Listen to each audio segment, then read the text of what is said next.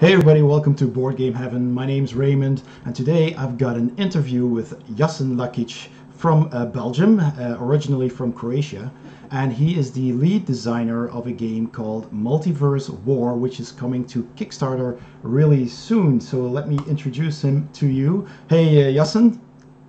Hi Raymond. Hey, how are you doing? Good, not bad at all. It's nice weather here. Having an easy week, so much better than the previous one. So I'm good. Just working on everything slowly. Yeah. So you've designed a game called Multiverse War. And so let's start with what kind of game that is. Just in a nutshell, it's a war game, I understand.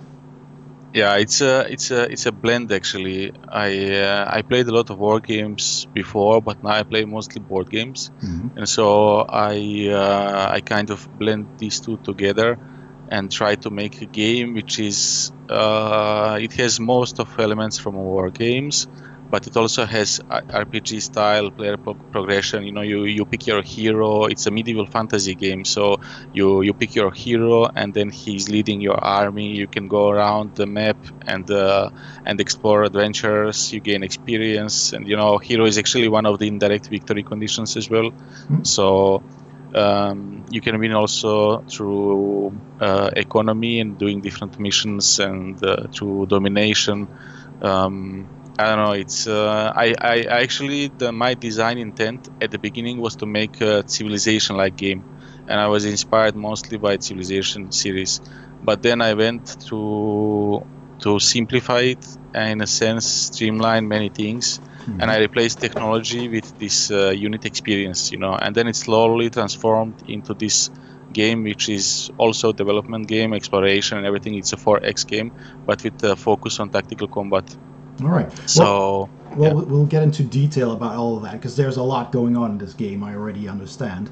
And how long have you been working on it? 4 years now. First 6 months wasn't really working on it seriously. You know, it was like a hobby. I started doing it because my friends loved Civilization, and they didn't like some things about it, you know, so they told me, yeah, how about, you know, I already made some mods for Civilization, some other games as well, so they told me, why don't you make a game, you know, just start something. And I started on it with a friend, and we did it off and on, you know, when we had time for it, nothing serious.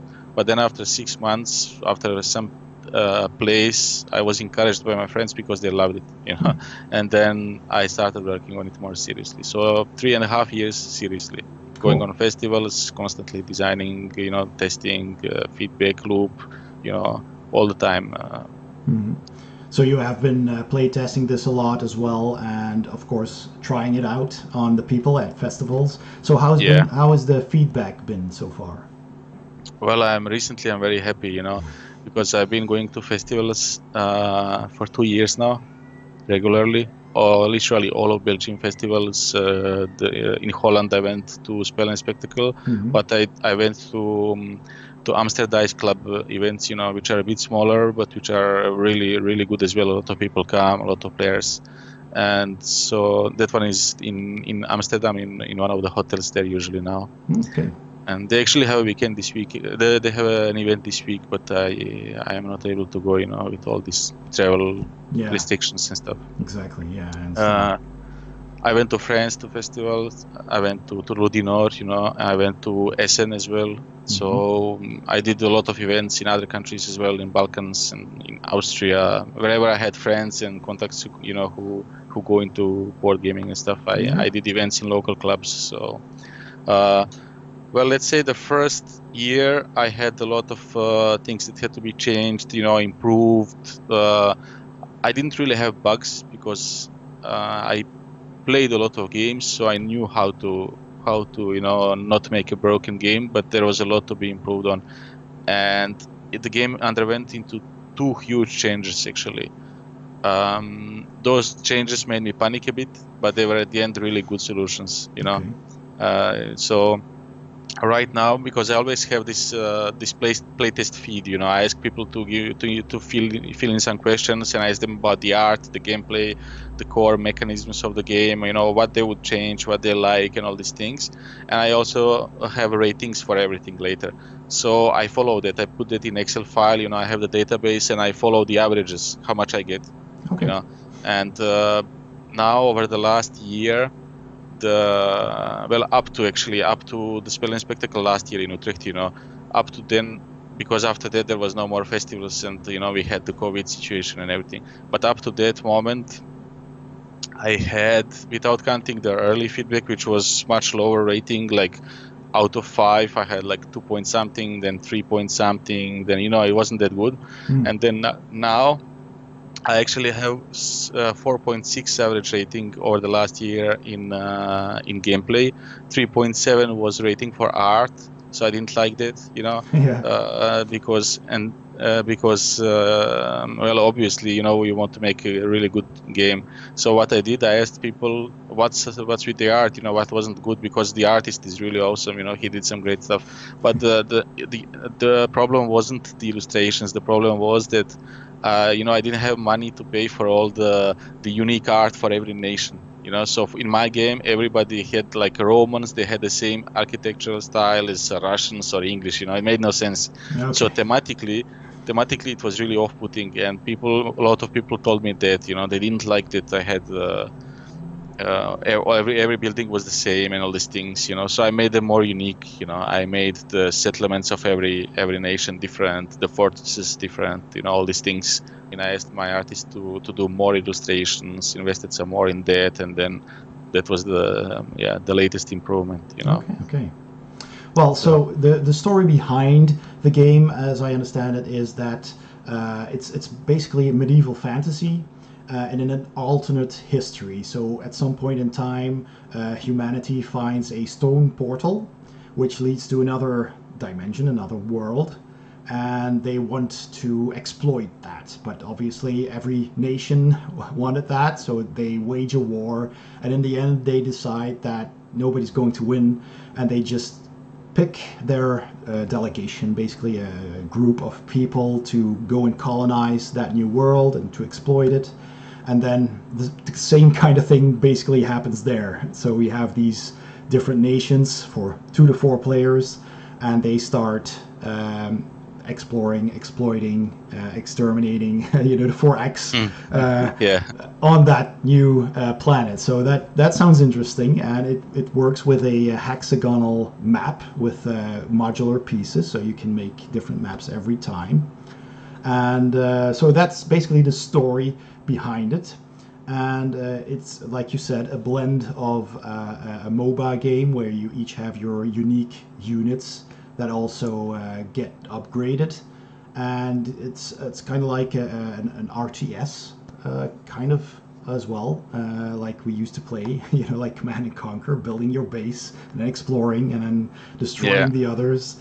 And so let's talk about that. Can you tell us a bit more about the gameplay itself, like how a turn goes, etc.? So a typical turn is you have the revenue phase, the construction phase, and then you have the action phase. And the revenue and construction are done simultaneously, so all players do it at the same time. But the action phase is done player by player. And in revenue phase, you typically just take your resources. Some things happen as well, like some events are triggered, world events which are permanent, which you discovered upon your traveling, exploring the map. You discover these events which most of them are removed from the map once you resolve the issue, but some of them stay on the map. So there is this merchant caravan which travels around the map, and he's constantly asking for guards, to keep him safe on his travels. So you can actually gift him your units, and he will pay you more money than you invested into building these units. Things like that. So there is an archery competition where you can participate and make money and things like that. So you activate those events, then you take revenue, and then construction is just pretty straightforward. You can recruit units, hero, or you can build tile improvements like roads, or you can construct buildings with your builder. So that's it. And then in action phase, you can move every unit you own. everything you have, you can move it. Your builder, your civilian, your military units, anything can move at that time, and you move them player by player, all of them if you want to. You can also rest them if you want. Okay. So that's how the player the turn flows. There is one thing which I made for specifically for duel games, because in free for all and team games, first player always moves, in clockwise direction. But in a duel game, you can't do that because you will have two player playing twice in a row. Yeah, exactly. So it's really bad, and I tested that as well. It didn't really work. So what I did was to give advantage to the second player when he's choosing when it's time to choose a hero. Second player can choose a hero first. When you have two builders which are very close to each other, then there is a conflict because every building has an area of influence. So let's say if you build a barracks somewhere or a fortress, 2 hexes around it, nobody can build anything. So if you have two builders 2 hexes away from each other, what happens is that if player A builds a building, player B cannot do it. So in that case, second player who plays in action phase, he is the first one to build.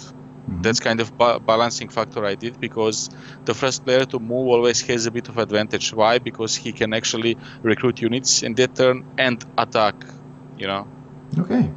Cool. So that was one thing I had to do. So that balanced out better. Yeah. Okay. All right. So and there are also you've mentioned there is a fog of war in the game, or I read that. That means that you have units, and in your current form, the game uses wooden blocks, basically wooden pieces that you can put up vertically. And on your side, it will say what unit that is. It will have a picture of that unit, and you can move them without the opponents seeing what that is until they come within a certain range, and then you put them on their backs so they're open for everyone. Yeah, so it's a bit like Stratego, but in a sense that units are hidden. But in my game, you don't have to really encounter somebody to reveal him. You can see him from 2 hexes distance. So that means that in play, the units are constantly being flipped down so the players can see them when they're in range, and then flipped back up when they are hidden, when they move away from the site. So that's why it's really important to follow what your opponents are doing, because then you're thinking, okay, where is the hero? Which one was it? Because he moved back behind the hill maybe, or in a forest, and he's hidden, Exactly. And then you try to remember where is the siege weapon. Let's say if there is a catapult, it's dangerous for your building, so you're thinking, where is that? How can I counter it? And all these things. Right. That sounds very interesting, because you need to also strategize. You don't know what's coming, and you need to build up your defenses. And later, once you know what they are, you can try and remember what all the units are that get hidden again. Yeah, there is a lot of hidden stuff. You have decoys, which are fake units. So you get it for free. And when you build your units, so let's say you build 2 units, but you place 3. You place 1 more. And that one is a decoy, but I don't know which one it is. I know you built 2 units because I see the money spent, but I have no idea what you built because you put 3 units, so the price is different. I can't calculate anything, and I also can't know which one is real, which one is not. I just know one is not real, probably. Okay. Probably. So it's really interesting in that way, because sometimes you can have a game where you are afraid of this force, military force, the enemy behind on a hill, really dug in somewhere, really good defensive position. You never go there, and then 10 turns later you are like, my God, that was nothing. There was nothing there. Exactly. It was just some blocks. Basically, when you reveal it, it's removed from the game directly.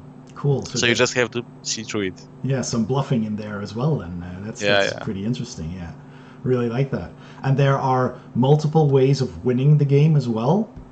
Yeah. So when you play the game, the default ways to win are you can construct 4 fortresses, and that's kind of domination victory if you took most land, because fortresses are not easy to build, and they require space.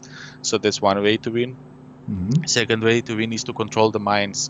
So usually in the middle of the map you have these Aether stone mines, which are used to construct the stone portal. And in this way you win when you first person to reach 20 stones wins the game.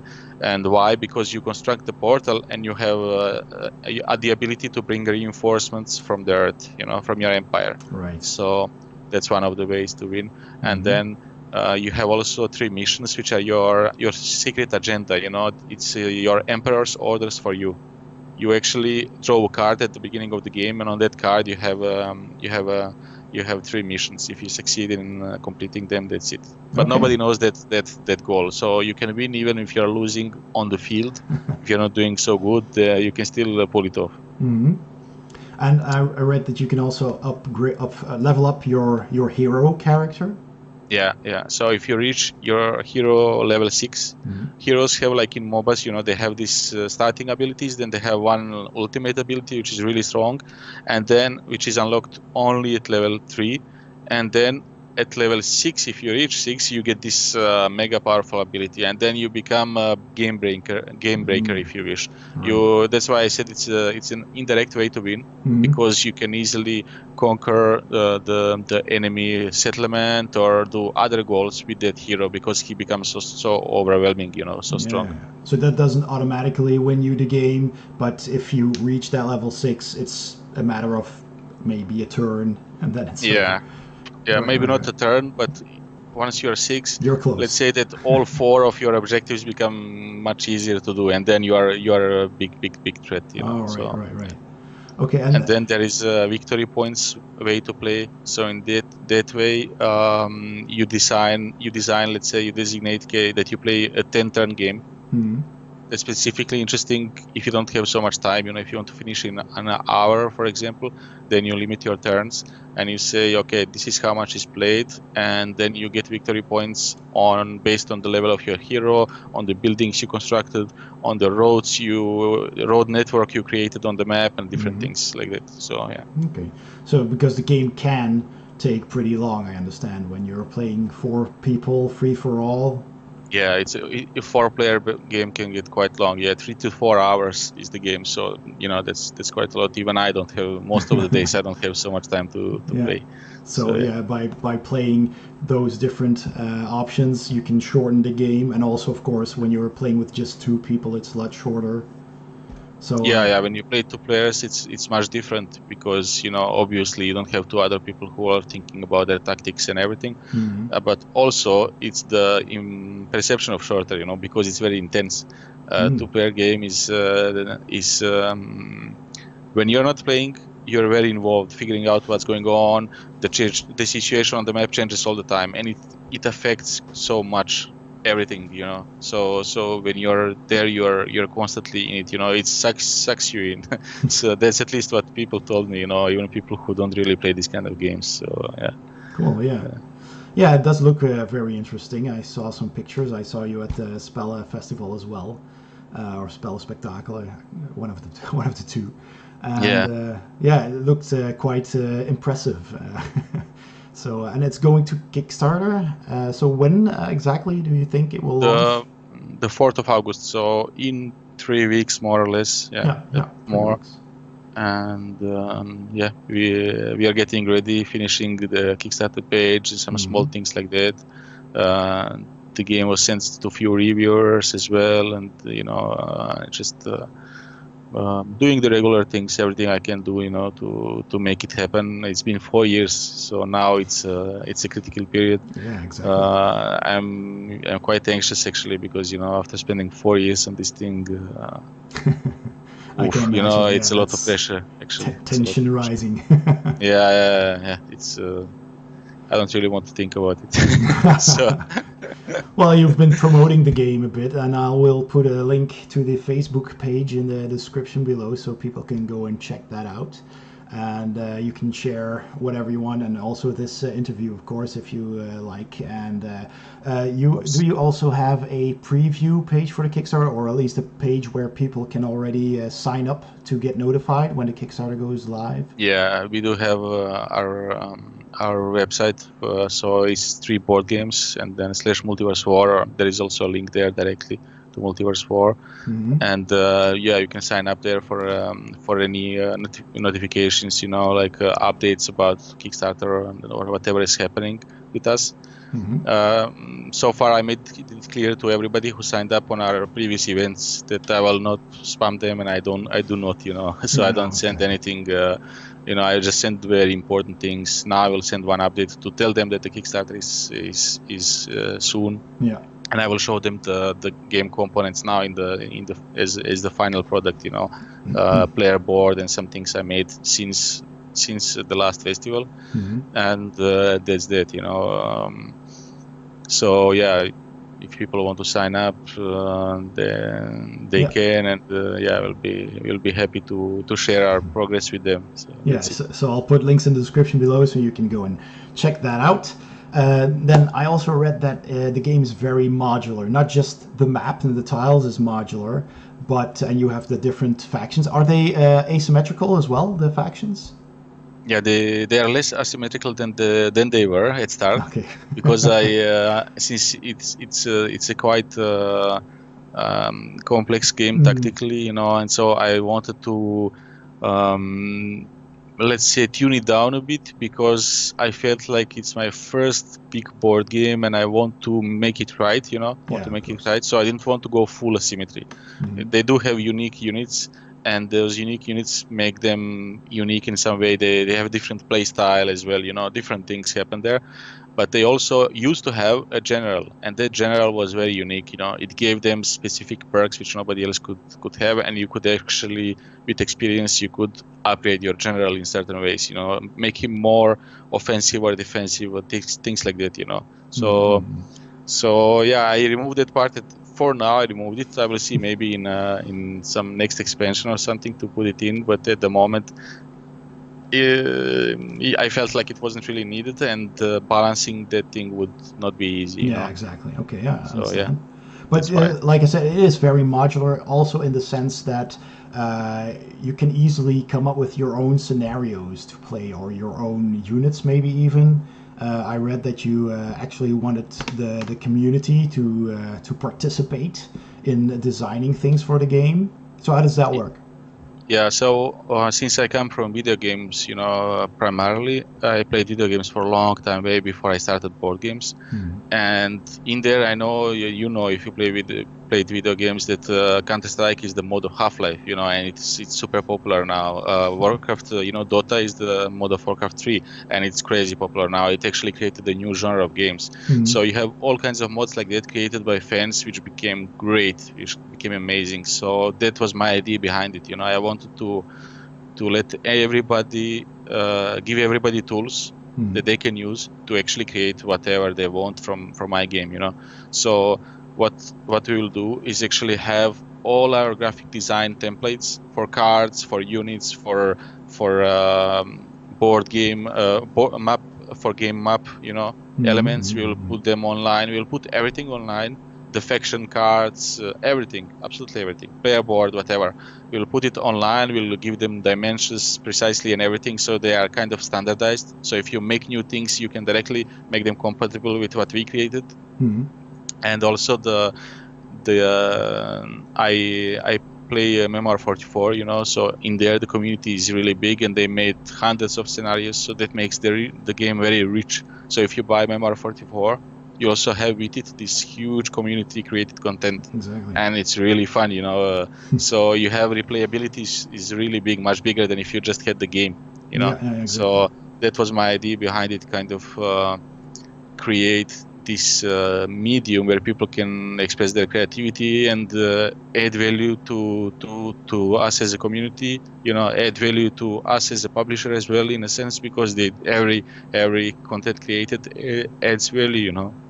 Let's say if you have game A and game B on the shelf and you're looking at them, and game A has a community like that, like Memoir 44, which has a lot of mods created and different things, scenarios and all these things, and you have game B which doesn't have that. Of course you will pick a game A, if they are more or less equal in quality, or if they are your style of game, because of course you want to have this opportunity to try all these wild things that people create, and especially since my game is fantasy game, you go through this portal and everything. Also, you will see when the story is out, the full story, you will see that there is so much space, there is so much things that you can do, innovate, like maybe you went through some other portal and came to some planet where there is something totally different, maybe giants rule that earth and you fight the giants, and I have something like that in plan actually, there is a solo version and co-op version. inspired by Greek mythology. So cool. I'm building that now. And then, maybe you go through and you see some totally different things, like Amazonian female warriors ruling, and they are fighting with, they have beasts under their control, and they're fighting, something else. And, maybe the land is not Earth, is not even Earth. Maybe it's some totally different terrain. I don't know. You can make whatever you want. So that's why I found it interesting. And hopefully people will like this kind of thing. Yeah, indeed. They can create whatever. Because you just mentioned the solo and co-op, so is that also an option for this game? So, yeah. No, not now. I'm building it, but I'm very careful with it because when you spend 4 years developing the game, and then if I could rush the solo version and make it really not good experience, so that's not something I want to do.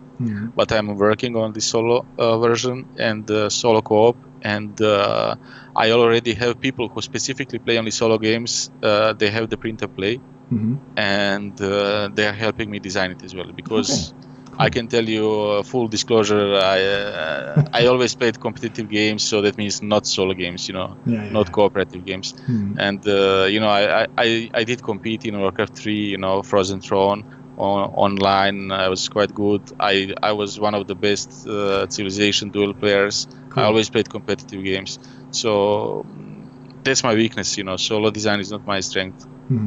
And I said it. I went to these online Facebook groups, where you have a lot of solo players and so on. And I told them, guys, I need help. This is what I want to do. The Kickstarter is coming. I would like some help, because I would like to actually give it as a gift to all backers. So it normally should be an expansion, because there will be more content added and all kinds of things. It's not just a rule change. It's a lot of new things added. Obviously. So it should be released as an expansion if I don't make it in time for this Kickstarter, Okay. But if I do make it in time, it will be free for all backers. I will just include everything in the game, and it will be the Kickstarter version. It's quite a big value. I hope I can make it happen. We'll see. Yeah, it might be a stretch goal or something, when you get enough backers to make that feasible. Well, it actually depends only if I can make the design final or not. Okay. Yeah, so that's how I planned it. I don't expect to make huge money out of this now, but I really want to make something good, and I really want to thank the backers. And this is one of the compromises. Why? Because I can't really make huge discounts. If I do, then all the game shops will not like it, because I'm devaluating the game, and long term you'll be losing a lot, and they will not take my game, and I can't just count on Kickstarter. So that's one thing. But the second thing is I can gift an expansion, because that is not devaluating the game. I'm just giving an extra value on top of what the game is worth, So that was my compromise, kind of, in a sense. How can I thank backers without damaging long-term exactly. And if non-backers get the game at retail, they can possibly get that solo co-op expansion separately. Yeah, exactly. So the non-backers, of course, those people who buy the Kickstarter version from retail, if some of the retailers back the Kickstarter, actually. Oh yeah, they might get it as well. Yeah, they might get it as well. So happen. That is a possibility. But afterwards, it will be only expansion, so it will not be included in everything. Yeah, well, as long as it's available, that's a big plus, I think. Because like you said, with the modularity and all the different scenarios that you can come up with, I was already thinking, if you can make it a co-op game, then or a solo game at first, then co-op is just one step away, because you've got this written scenario, something is happening on the planet, and you have this many turns to win or to overcome it, or you just have to defeat something without losing all your resources or something like that. It's really easy to start thinking up ideas for something that has the basis for it, right? So I do hope... Right now it's a survival. That's how it works. You have this, what happens is that you have these 3 portals which open up on the map, and you all start together as a co-op. You all start together from one city, and there are two ways to play. One is only with your hero, so each player is a hero, and you need to survive for X amount of turns. Okay. And you have waves of you have these three like titans elements. Okay, cool. Who send their minions on you, and they come in waves. So you have 2 waves of level 1, 2 waves of level 2, 2 waves of level 3, and they are, of course, they're harder and harder. They scale up, yeah. Yeah, they scale up, and once the 6 waves are done, then you have the bosses who come, and the bosses are really, really hard. So it's much easier to make co-op than solo version. Solo is the challenge, because you need to figure out how to make a fun game where a player does not have an impression that he's controlling the game, but how to make it in such a way that he's not overburdened with tasks that he has to do for the AI. AI has to be quite smooth. Yeah. It has to work, really seamless in a way. Yeah, exactly. Yeah. So that's the challenge actually. So far, I solved it with a combination of branching out decisions plus cards. So branching out decisions in the sense that it's like a mini script for AI. So he does that, if this happens, he does that or that. All right. Things like that, So that's the branching out of decisions. And the second thing is the cards. And the cards are something that adds variation to every turn. So sometimes cards give him some bonuses. Sometimes they put a penalty on you. It's like weather conditions, things like that. Right. Things happen every turn that you cannot predict. So in that sense, you cannot really, it's never boring. You can't know what's going on. I mean, I lost in my game first 5-6 times I played, as a designer. So okay. Yeah, I am now making it a bit easier, of course. But trying to reach this balance somewhere. Yeah. And in which languages will the game be available? Right now in English and in French. There is also German publisher / also fulfillment service company, which is Happy Shops, who were interested in getting a game for German language. So they just want the license for the whole world, but for German language. Yeah. So we'll see now what happens there, because there is also conditions of success on Kickstarter and other things, of course.